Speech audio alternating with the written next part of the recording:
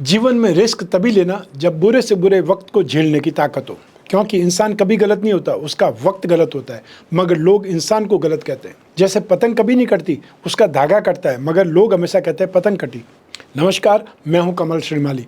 आप सभी का बहुत बहुत स्वागत आपके अपने चैनल में और मासिक राशिफल अक्टूबर 2024 के इस विशेष एपिसोड में।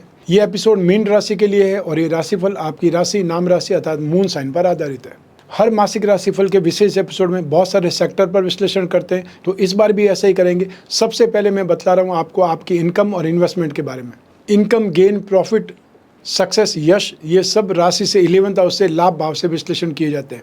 तो आपकी मीन राशि से लाभ भाव के स्वामी शनि है, जो कि द्वादश भाव में, 12वें भाव में, नाश भाव में विराजमान है। शनि की साढ़े सदी का फर्स्ट फेज आपको स्टार्ट हो चुका है। तो ऐसी स्थिति में जो आराम से काम चलता है उसमें भी ऑब्स्टिकल्स आ जाना, हर काम का समय पर पूरा नहीं होना, तो आपको पर कोई झूठे आरोप लगना, तो आपकी टांग खिंचाई होना, साजिशों का शिकार होना, लीगल प्रॉब्लम में फंसना, ये सब शनि के साढ़े सदी के कारण में, ये सब शनि के साढ़े सदी में होता ही है। इसलिए ज़्यादा व्यथित परेशान नहीं होना है, मेंटली प्रिपेयर रहिए और जो भी प्रॉब्लम आती है उसको फाइट कर करके या उसको सॉल्व करने के लिए हमेशा कमर कसे रहिए, क्योंकि आप कुछ भी करेंगे ये समय 7.5 साल चलने वाला है। 7.5 वर्ष तक जरूर चलेगा और ये आपको मैच्योर बना देगा, स्ट्रांग बना देगा, प्रैक्टिकल बना देगा। तो अक्टूबर 2024 में आप में से वो लोग जो सर्विस प्रोवाइडिंग सेक्टर से जुड़े हुए हैं, मैन्युफैक्चरिंग सेक्टर से जुड़े हुए हैं, तो आपको ज़्यादा एफर्ट करनी पड़ेगी, ज़्यादा मेहनत करनी पड़ेगी, तो आपको इनकम से संतुष्टि मिलेगी। तो जो लोग मेटल, मेडिसिन, केमिकल्स या पेट्रोलियम प्रोडक्ट या फिर जो ऑटोमोबाइल सेक्टर में कामकाज करते हैं, चाहे वो जॉब करते हैं, चाहे प्रोफेशनल्स हैं और चाहे आप बिज़नेस करते हैं, आपको यहाँ पर सावधान रहने की आवश्यकता है। आपको एफर्ट ज़्यादा करने पड़ सकते हैं, ऑब्स्टिकल्स का सामना ज़्यादा करना पड़ेगा। तो ऐसी स्थिति में जो भी आप कामकाज करें उसमें ग्रेस पीरियड लेकर के सामने वाले को कमिट करें। अगर कोई काम 2 दिन में पूरा हो सकता है तो आप उसके लिए 4 दिन की मर्यादा रखते, 4 दिन की सीमा रखें, जिससे वो काम हर हालत में 4 दिन में तो पूरा हो ही जाएगा, तो आपका कमिटमेंट फेल नहीं होगा। अक्टूबर 2024 में आप में से वे लोग जो इंफ्रास्ट्रक्चर सेक्टर में कोई कामकाज करते हैं, चाहे आप इंजीनियर हैं, सिविल इंजीनियरिंग है, और चाहे आप कोई और ढंग से कामकाज करते हैं, चाहे आप कॉन्ट्रैक्टर हैं, land and building, building material, construction, hotel, restaurant, खाने पीने की चीज़ें, eatable goods, mining and herbal product, electrical goods, home appliances से संबंधित या स्पोर्ट्स से संबंधित कोई भी एक्टिविटीज़ का कामकाज करते हैं, स्पोर्ट्स गुड्स कोई बेचने का कामकाज करते हैं, तब भी आपके लिए अक्टूबर 2024 फ़ायदेमंद है। यहाँ पर आपको गेन बहुत शानदार होगा, संतुष्टि भरा गेन होगा। और इसके अलावा आप में से वे लोग जो फाइनेंस का काम करते हैं, फाइनेंशियल ब्रोकरेज का काम करते हैं, लाइसेंसिंग का कामकाज करते हैं या सामान गिरवी रखने का कामकाज करते हैं, आपके लिए भी अपार संभावनाएं जुड़ी हुई है। आपको भी कामकाज करने का मौका बहुत मिलेगा।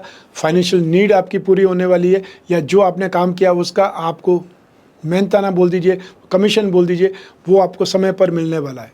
जो राजनीतिक क्षेत्र में है या एजुकेशन सेक्टर से जुड़े हुए लोग हैं, वो भी भरपूर अपने फ़ायदे को देखेंगे। अतः जो भी आप कामकाज करते हैं, चाहे आपका स्कूल कॉलेज है, चाहे कोचिंग क्लासेस चलाते हैं या राजनीतिक क्षेत्र में कोई भी पद पर है, आपके लिए संभावनाएं बहुत शानदार बन रही है। तो ऐसी स्थिति में बेकरी, कन्फेक्शनरी, यूटेंसिल से संबंधित कामकाज करने लोगों का व्यापार ज़बरदस्त चलेगा, क्योंकि हमारे भारत में प्रथा है धनतेरस पर कोई न कोई बर्तन खरीदना। तो ऐसी स्थिति में जो लोग पीतल का बर्तन खरीदते हैं, तांबे का बर्तन खरीदते हैं, उसलिए आप स्टॉक भी रखें और उसके लिए मेंटली रेडी भी हो जाएं कि आपका कामकाज ज़बरदस्त ढंग से चलने वाला है। सिर्फ ध्यान कहाँ रखना है, जो शनि से संबंधित लोग जो काम करेंगे उनको ध्यान जरूर रखना है कि यहाँ पर आपका पैसा फंस सकता है या आपको बहुत ज़्यादा हर्डल्स आ सकती है, समस्याएं आ सकती है। आइए अब बात करें आपके इन्वेस्टमेंट के बारे में। राशि से सेकंड हाउस से इन्वेस्टमेंट पर विचार किया जाता है। अक्टूबर 2024 में आप चाहे तो कॉपर पर इन्वेस्टमेंट कर सकते हैं, सिल्वर पर इन्वेस्टमेंट कर सकते हैं। ये 2 धातुओं में आपको फिजिकल स्टॉक रखने से भी जो अच्छा होगा, या फिर आप चाहे तो मसूर की दाल पर जो स्टॉक कर सकते हैं। और वो लोग जो शेयर मार्केट के थ्रू इन्वेस्टमेंट करना चाहते हैं, उनको रियल एस्टेट सेक्टर पर इन्वेस्टमेंट करना चाहिए। प्रॉपर्टी से संबंधित जो भी स्क्रिप्ट हो उस पर इन्वेस्टमेंट करना चाहिए। और साथ ही साथ जो इलेक्ट्रिकल गुड्स से संबंधित कोई कंपनी है वो इन्वेस्टमेंट कर सकते हैं। फायर पे आप इन्वेस्टमेंट करते हैं, डिफेंस एरिया से संबंधित कोई स्क्रिप्ट मिल जाए उस पर इन्वेस्टमेंट कर सकते हैं। और साथ ही साथ आप चाहें तो माइनिंग एंड हर्बल प्रोडक्ट से संबंधित जो कंपनियां हो उस पर भी इन्वेस्टमेंट करना आपके लिए फ़ायदेमंद है। शेयर मार्केट में जो ये कंपनियां और इसके अलावा जो इन्वेस्टमेंट कर सकते हैं वो इन्वेस्टमेंट आप कर सकते हैं गोल्ड में, या बेकरी कन्फेक्शनरी से संबंधित कोई अच्छी स्किप मिल जाए उसमें, और एजुकेशन से संबंधित कोई भी आपको कोई स्टार्टअप दिखे उसमें भी इन्वेस्टमेंट कर सकते हैं। और जो स्टॉक करना चाहते हैं वो पीली दाल का, हल्दी का, केसर का, इसका स्टॉक कर सकते हैं। तो हर हालत में इन्वेस्टमेंट आपके लिए नुकसानदेह नहीं है, इसमें आपके इनकम का एक सोर्स ही डेवलप होने वाला है। तो फाइनेंशियली आपके लिए टाइम पीरियड एक प्रकार से अच्छा भी है।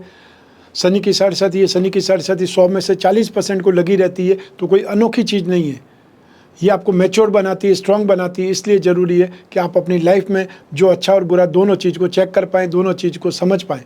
आइए अब बात करें आपके सुख की, परिवार के सुख की। राशि से 4th हाउस से सुख भाव से इसका विश्लेषण किया जाता है। अक्टूबर 2024 में संपत्ति संबंधित कोई विवाद है वो उभर करके वापस आपके सामने आ सकता है।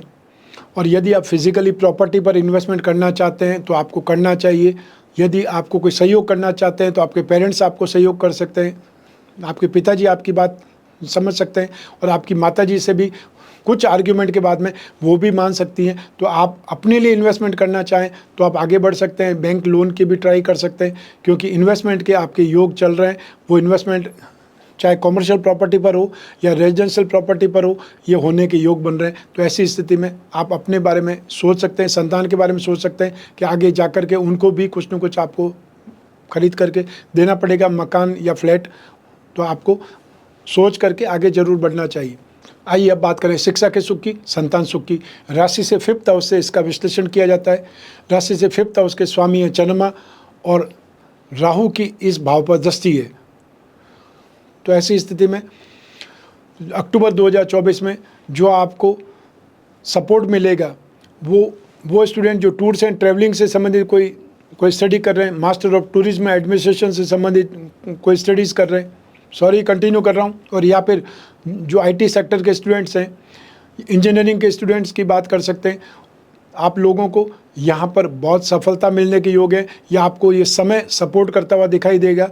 आपकी मेहनत रंग लाएगी। और जिन लोगों को कोई एग्ज़ाम देना है अक्टूबर में, कोई एंट्रेंस टेस्ट देना है, या जो भी एग्ज़ाम एकेडमिक एग्ज़ाम होते हैं उनको देना है, या कोई कंपटीशन के एग्ज़ाम में, उस स्थिति में समय आपको सपोर्ट करता है, और इस समय सफल होने की स्थितियाँ आपके लिए बहुत ज़्यादा बन सकती है। संतान सुख की बात करें तो संतान के साथ में ट्यूनिंग यहाँ पर अच्छी हो सकती है, और संतान अपने कुछ कारनामों से, अपनी कुछ लापरवाही से आपको नुकसान भी पहुँचा सकती है। अर्थात उन्होंने कोई एक्सीडेंट कर दिया, उसका हर्जाना आपको भरना पड़ सकता है। उन्होंने किसी मोहल्ले में जाकर लड़ाई झगड़ा करके किसी को पीट दिया तो फिर आपको माफ़ी मांगने जाना पड़ सकता है। अतः किसी न किसी स्थिति में संतान आपको स्ट्रेस दे सकती है, संतान चिंता का कारण भी बन सकती है। लेकिन जो संतान बाहर रहती है, आपके साथ में नहीं रहती है, वो आपके घर आ रही है फेस्टिवल के टाइम में, उनके साथ में ट्यूनिंग आपकी सुधरेगी। और जो संतान विवाह योग्य है उनको अगर आप देखेंगे तो वो अपने क्षेत्र में सीरियसली एफर्ट करती दिखाई देगी अपने कैरियर को लेकर के। तो यहाँ पर स्पेशली जो विदेश में रहते हैं, विदेश जाने के लिए लालयित है, उनसे संबंधित कुछ काम है वो आपके बनने वाले हैं। यदि आपके हाथ में उनका काम आता है तो आप सेटल कर पाएंगे, आप उनके लिए फाइनेंस की व्यवस्था भी कर पाएंगे। वो स्थिति आपकी संतान के लिए बहुत योग्य बन रही है। आइए अब बात करें आपके स्वास्थ्य की, आपके रोग और शत्रुओं के बारे में। राशि से 6th हाउस से रोग भाव से इसका विश्लेषण किया जाता है। रोग भाव के अधिपति सूर्य हैं जो 7वें भाव में विराजमान है, और आने वाले 17 अक्टूबर से सूर्य अगली राशि अर्थात जो अपनी नीच राशि है वहाँ पर चले जाएंगे। राशि से 8th हाउस में मारक भाव में चले जाएंगे, तो रोग और मृत्यु का जो संबंध होता है वो बन जाएगा। तो ऐसी स्थिति में यहाँ पर आपको आँखों से संबंधित रोग परेशान कर सकते हैं, या आँख पर चोट लग सकती है। साथ ही साथ जो हार्ट के पेशेंट हैं उनको ध्यान रखना पड़ेगा, अपने आप को बहुत सेफ रखना पड़ेगा। और जो लोग जो हाई ब्लड प्रेशर के शिकार हैं या जिनके स्टंट लगे हुए हैं उनको तो स्पेशली विशेष तौर पर भी सावधान रखना है, या अपने आप को बहुत सेफ रखना है। जो खाने पीने के शौकीन हैं उनको भी ये समय बहुत ज़्यादा नेगेटिव स्थिति दे सकता है। या तो आपकी डायबिटीज़ एक शूटअप हो सकती है, शुगर एकदम से आपकी बढ़ सकती है, और या फिर शुगर एकदम कम होने से स्ट्रोक वाली जो स्थिति होती है वो बन सकती है। दोनों ही मामलों में ये स्थिति चिंताजनक है, इसलिए आपको अपनी सेहत पर, अपने हेल्थ पर ज़्यादा ध्यान देना है। शनि की 60 का फर्स्ट फेज है, और शनि आपकी कुंडली में इनकम के मालिक है। तो ऐसी स्थिति में शनि आपको जॉइंट्स पेन भी दे सकते हैं। तो साथ ही साथ स्ट्रेस से जो बीमारियां होती है, डिप्रेशन की जो स्थिति बन सकती है, या बहुत ज़्यादा आप हाइपर हो सकते हैं, उन्मादी हो सकते हैं।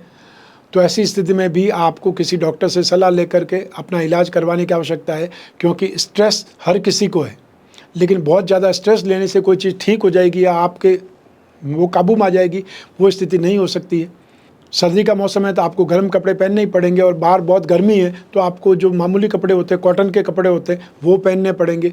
तो दोनों स्थितियों में आपको जो देश काल परिस्थिति उसका ध्यान रखना ही पड़ेगा, समय का ध्यान रखना ही पड़ेगा, जो ऋतु है उसका भी ध्यान रखना पड़ेगा। तो ठीक यही स्थिति आपकी भी है कि आपको जो समय चल रहा है उसके अकॉर्डिंग अपनी हेल्थ का भी ध्यान रखना चाहिए, और हेल्थ का ध्यान रखना पड़ेगा। नहीं रखेंगे तो आप आने वाले समय देख लेंगे कि कैसे हेल्थ एकदम से डाउनफॉल पर चली जाती है। आइए अब बात करें आपके शत्रुओं की, विरोधियों की। तो अक्टूबर 2024 में सरकारी विरोध का सामना करना पड़ सकता है। मान लीजिए आप किसी सिग्नल पर रुके हुए थे, या आपको सिग्नल पर किसी ट्रैफिक पुलिस ने रोका है और आप नहीं रुक रहे हैं, तो ऐसी स्थिति में जो हो सकता है, आपके ऊपर चालान या जुर्माना जो हो सकता है वो आपको भरना पड़ सकता है, और भागने पर जो स्थितियां और ख़राब हो सकती है उसके ऊपर और दोषारोपण लगेंगे। तो ऐसी स्थिति में जो गलती अगर हो गई है, ये गलती हो रही है, तो उसे मानने में ही भलाई है। और जो कुछ भी छोटे में अगर आप निपट सकते हैं, सॉरी बोल करके अगर आप आगे बढ़ सकते हैं, तो ज़रूर वैसा ही करना चाहिए। अब भागने की कोशिश करेंगे, आप डाइवर्ट करेंगे या बहुत स्पीड में रैश ड्राइविंग करेंगे, उसमें आपका ही नुकसान है, और आपके नंबर एक बार कैमरे की नज़र में आ गए तो आप बच तो सकते नहीं फाइन से। तो ऐसी स्थिति में सावधान रहें। और यदि आप कोई दुकान चलाते हैं, कोई लाइसेंस लेकर ही आपको पटाखे अगर बेचना है, तो अगर आप बिना लाइसेंस के बेच रहे हैं तो भी समस्या है। तो इन सब परिस्थितियों में जो भी आपको काम करना है वो सरकारी दायरे में करना है, इलीगल कोई भी काम नहीं करना है, ये आप ध्यान रखेंगे। अगर ऐसी स्थिति आपने ध्यान नहीं रखा तो फिर आपको जुर्माने के लिए, चालान के लिए या फाइन के लिए रेडी रहना पड़ेगा। ये स्थिति आपको अक्टूबर 2024 में परेशान कर सकती है। स्पेशली आपको 17 अक्टूबर के बाद में स्थिति और ज़्यादा परेशान कर सकती है, ये आपको ध्यान रखना पड़ेगा। आइए अब बात करें आपके गृहस्थ सुख की, आपके दाम्पत्य सुख की। राशि से सप्तम भाव से इसका विश्लेषण किया जाता है। सप्तम भाव में सूर्य और केतु विराजमान है, यहाँ पर बुध उच्च राशि के हैं, तो इसलिए पंच महापुरुष में से एक योग भद्र योग का यहाँ आपको साथ मिलेगा, जो बुध के कारण बनता है। सप्तम भाव में सूर्य गृहस्थ सुख में बाधक बनते हैं। सप्तम भाव में केतु उस लालसा को, उस इच्छा को बढ़ा देता है जो कि आपको सुख भोगने के लिए मिलती है। सबसे अच्छी जो स्थिति है यहाँ पर, जो बृहस्पति की दृष्टि है सप्तम भाव पर, वो आपको कोई भी बहुत बुरी संगति से, बुरी नेगेटिविटी से, या बहुत ज़्यादा अपवाद से, बहुत ज़्यादा लड़ाई झगड़े से, विवाद से बचा सकती है। मंगल की दृष्टि सप्तम भाव पर, वो कोई न कोई बात पर क्रोध आवेश को बढ़ा सकती है। और सप्तम भाव पर जो सूर्य बैठे हैं और राहु की दृष्टि है, सूर्य और राहु का भी संबंध यहाँ पर हो गया है। तो ऐसी स्थिति में ग्रहण योग की स्थिति बन चुकी है, सावधान रहना पड़ेगा। व्यर्थ के जो दोषारोपण है उससे करने से बात ही बिगड़ेगी। तो ऐसी स्थिति में 17 अक्टूबर तक स्पेशली आपको ध्यान रखना चाहिए कि आप कोई वाद विवाद को बहुत ज़्यादा उभारें नहीं, और या पे प्रीवियस समय में जो वाद विवाद हो चुके हैं उससे सबक लेते हुए उन चीज़ों को याद नहीं करें, या उन स्थितियों को वापस एक प्रकार से बुलाएं नहीं, या गड़े मुर्दे नहीं उखाड़ दें। ये समय काल आपके आपसी रिश्तों को बिगाड़ सकता है। तो ऐसी स्थिति में धैर्य रखें।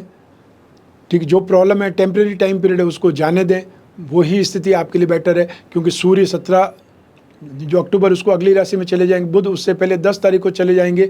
तो बृहस्पति की जो दृष्टि है वो निरंतर बनी रहेगी, वही आपको बचाने का काम करेगी। जिन लोगों के विवाह की बातचीत चल रही है, तो इस समय विवाह की बातचीत कुछ आगे नहीं बढ़ पाएगी। अतः जो भी बातचीत करेंगे आपको जो आंसर मिलेगा, बाद में बताते हैं, वही आंसर मिलने वाला है। क्योंकि ये समय काल जो दिखाई दे रहा है वो कोई बहुत सुकून भरी स्थिति या कोई न कोई मतलब फाइनल बात हो जाएगी, सगाई संबंध तय हो जाएंगे, वो स्थिति नहीं दिखाती है। ऐसी स्थिति में आपको थोड़ा सा आगे जाना चाहिए, अतः थोड़ा सा धैर्य रखना चाहिए, ताकि वापस बात अगर करेंगे, सही समय पर करेंगे, तो रिश्ता आपका तय हो सकता है, और वो स्थिति नवंबर तक आएगी। आइए अब बात करें उन लोगों की जिनके जीवन में कोई गहरी फ्रेंडशिप चल रही है। वो लोग जो प्रेम प्रसंगों में है या कोई न कोई रिलेशनशिप में, उसके लिए राशि से 5th हाउस से विश्लेषण किया जाता है। 7th हाउस और शुक्र की इंपॉर्टेंस भी रहती है। तो ऐसी स्थिति में आपके जो भी दोस्ती है, जो भी मित्रता है, उसमें आपको कभी रूखा और कभी अच्छा दोनों व्यवहार मिलेंगे। अर्थात कभी लड़ाई झगड़ा या वाद विवाद तो कभी अच्छा व्यवहार। ये दोनों चीज़ में मूड स्विंग की जो प्रॉब्लम होती है, एटीट्यूड की जो समस्या होती है, वो आपको देखने को मिल सकती है। तो ऐसी स्थिति में समय देखकर ही आप बातचीत करें, और या फिर जब आपके पार्टनर का मूड अच्छा हो तो ही डिस्कस करना, तो ही बातचीत करना या कोई प्रोग्राम बनाना सही रहेगा। क्योंकि इस समय जो स्थितियां बन रही है वो आर्ग्यूमेंट की ज़्यादा है, बहसबाजी की ज़्यादा है, तो उस स्थिति में कोई न कोई रिलेशन में प्रॉब्लम आ सकती है या संबंध बिगड़ सकते हैं, रिश्ते बिगड़ सकते हैं। तो ऐसा ना हो उसके लिए आपको थोड़ा सा डिस्टेंस रखना है, या फिर सामने से ही जब रिप्लाई आए तो ही आप बातचीत करें, वो ज़्यादा बेटर है। क्योंकि जो समय चल रहा है उसमें एटीट्यूड की प्रॉब्लम ज़रूर दिखाई देगी। तो आपके रिश्ते में आपको कभी खुश तो कभी नाराज़ वाली स्थिति का एटीट्यूड देखने का मौका मिलेगा। उससे आपको सावधान भी रहना है और अपने आप को भी बचाना है, मर्यादा में भी रहना है। आइए अब बात करें हाउसवाइफ्स की अर्थात गृहिणियों की। अक्टूबर 2024 में दाम्पत्य सुख में सुख कम और विवाद ज़्यादा देखने को मिलेंगे। जो परिवार वाले हैं उनके साथ में भी विवाद उभर सकते हैं। वो स्थिति चाहे सास की हो या ससुर की हो, जो भी घर के बुजुर्ग हैं, जो भी घर के बड़े हैं, उनके साथ में आर्ग्यूमेंट हो सकते हैं, बहसबाजी हो सकती है। तो ऐसी स्थिति में समय को देखते हुए ही जो अपना स्टेप तय करें, अर्थात जहाँ पर वाद विवाद है वहाँ शांत रह करके, या जो बड़े हैं उनको बोलने दीजिए। उसके बाद जब सही समय हो तो अपनी बात कह सकते हैं। सामने सामने आर्ग्यूमेंट करेंगे तो किसी को पसंद नहीं आएगा और ऐसे में रिश्ते खराब ही होते हैं। और ये फेस्टिवल का सीज़न है, अच्छे ढंग से फेस्टिवल निकाल पाएँ तो पूरा साल अच्छा निकलेगा, उस ओर ध्यान देने की आवश्यकता है। क्योंकि जो ग्रहों का मायाजाल है वो टेम्परेरी होता है। ये स्थितियाँ जो है वो हर महीने बदलती रहती है, हर महीने मैं आपको कुछ ना कुछ नया ही बताता हूँ। तो ऐसी स्थिति में आपको समझदारी से अपनी गृहस्थी के कामकाज को संभालना है, अपने आप को नेगेटिव मोड पे नहीं लेना है, अपने आप को बहुत ज़्यादा चिंतित या परेशानी में नहीं डालना है। तो आपका सब काम आराम से हो जाएगा और अपना काम से काम करते रहेंगे तो आपको यश भी मिलेगा, तो आपको सहयोग भी मिलेगा। आइए अब बात करें आपके जॉब, प्रोफेशन, कैरियर या बिजनेस की। राशि से दसम भाव से इसका विश्लेषण किया जाता है। दसम भाव के स्वामी बृहस्पति हैं और दसम भाव पर मंगल की दृष्टि है। तो आपकी राशि के अधिपति बृहस्पति हैं, तो अब दसम भाव के अधिपति भी बृहस्पति हैं।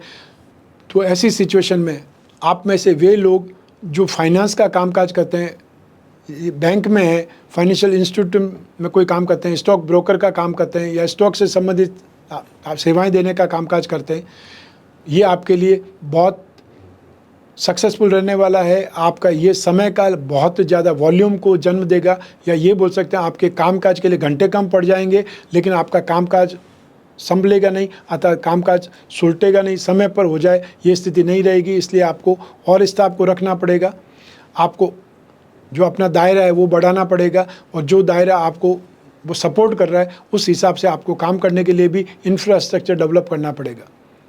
तो ये समय आपको एक्सपांसन की ओर ले जाएगा, ये समय आपको और बड़ा बना देगा और आपकी सूझबूझ को एक प्रकार से नेम फेम मिलेगा। जो राजनीतिक क्षेत्र में या एजुकेशन सेक्टर में कामकाज करते हैं उनके लिए भी ये समय एप्रिसिएशन का है, अर्थात आपको कोई न कोई पद प्रतिष्ठा मिल सकती है या कोई न कोई आपको मेंबर बनाया जा सकता है किसी कमेटी का। जो एजुकेशन में उनके लिए, चाहे आप अपना स्कूल चलाते हैं, चाहे कोचिंग क्लासेस चलाते हैं, कैरियर पॉइंट चलाते हैं, या आप घर पे ही ट्यूशन करते हैं या ट्यूशन की क्लासेस चलाते हैं, उस स्थिति में भी एजुकेशन सेक्टर में भी आपको सपोर्ट मिलने वाला है।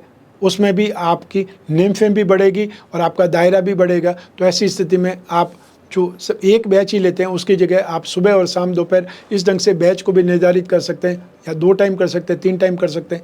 यदि आपके पास स्टाफ प्रॉपर है, यदि आपको संभालने वाले लोग प्रॉपर हैं अपना काम संभालने के लिए, तो फिर आपको यहाँ पर और कोशिश करनी चाहिए और जो वॉल्यूम बढ़ाना चाहिए, लोगों को बढ़ाना चाहिए। तो उस ढंग से आपकी इनकम भी बढ़ सकती है और आपका कामकाज भी बढ़ सकता है, आप ब्रांड बन सकते हैं। जो लोग इंफ्रास्ट्रक्चर में हैं, जो लोग कोई न कोई कंस्ट्रक्शन से, होटल रेस्टोरेंट से संबंधित कामकाज में हैं, उनके लिए भी ये स्थिति बहुत बेहतर है। जो कैटरिंग का कामकाज करते हैं, मिठाई का कामकाज करते हैं, उन लोगों के लिए ये समय बहुत बेटर है। तो ऐसी स्थिति में आपको समय से पहले जो भी कॉर्पोरेट हाउस है वहाँ तक जाना चाहिए, राजनीतिक पार्टियों के पास जाना चाहिए, क्योंकि हर कोई इस समय काल में दीपावली पर मिठाई बांटते हैं या एक दूसरे को मिठाई देकर के सम्मानित करते हैं। वही स्थिति यहाँ पर भी है। जो भी कॉर्पोरेट हाउस है, जो भी आपको बड़े जो कंपनी दिखेगी, वहाँ पर ये जो चलन है वो आपको दिखाई देगा। तो उनसे आप समय पर ऑर्डर ले सकते हैं, समय पर उसकी व्यवस्था कर सकते हैं। तो आपका नेम फेम भी बढ़ेगा, गुडविल भी आपकी बनेगी। एक बार अगर किसी की गुडविल में आप आ गए, गुड फेथ में अगर आप आ गए, गुड बुक्स में अगर आप आ गए, तो फिर आपको हमेशा उस ऑर्डर के लिए योग्य ही माना जाएगा, क्योंकि आपकी जो सर्विसेज है वो बेहतर होनी चाहिए, जो क्वालिटी है वो बेहतर होनी चाहिए। तो ऐसी स्थिति में जो भी आपका कामकाज है उसमें आपको संतुष्टि ज़्यादा मिलेगी, आपका कामकाज बढ़ने की स्थिति बनेगी, और जो कुछ इस समय आपको फाइनेंशियल टेंशन नहीं आएगी, सिर्फ और सिर्फ हैरेसमेंट होगा आपके कामकाज में व्यवधान को लेकर के। इसलिए हर काम को आपको कुछ टाइम पीरियड ज़्यादा देना पड़ेगा। जो काम 4 दिन में हो सकता है उसके लिए 6 दिन बोलिए सामने वाले को, ताकि कोई भी ऑब्स्टिकल्स आ जाएगा तो भी आप उसको समय पर पूरा कर पाएंगे। तो अपने कमिटमेंट को पूरा करने के लिए जो टाइमलाइन है उसको ज़रूर ध्यान रखना है। आइए अब बात करें मासिक राशिफल अक्टूबर 2024 के उपायों के बारे में। शनि की साढ़ेसाती चल रही है। शनि की साढ़ेसाती 8 अगस्त 2029 तक चलती रहेगी। तो आपको लंबे समय तक शनि के दान जाप उपाय नियमित करते रहने पड़ेंगे, और उसके लिए मेंटली रेडी भी हो जाएं, क्योंकि ये समय आपको प्रैक्टिकल बहुत बना देगा, और अगर आप प्रैक्टिकल नहीं बने तो फिर आपको लॉस ज़्यादा भुगतना पड़ेगा। शनि के उपायों के लिए आपको नित्य प्रतिदिन शनि स्तोत्र का पाठ करना है या शनि मंत्र को जाप करना है। ओम प्राम प्रीम प्रम सह शनै नमः। आप चाहे शनि बीज मंत्र का जाप करें या फिर शनि का नामाक्षर ओम सम शनिश्चराय नमः, आप चाहें तो इस मंत्र का जाप कर सकते हैं। और हर शनिवार को काले रंग की वस्तुओं का दान दें किसी भी ज़रूरतमंद व्यक्ति को।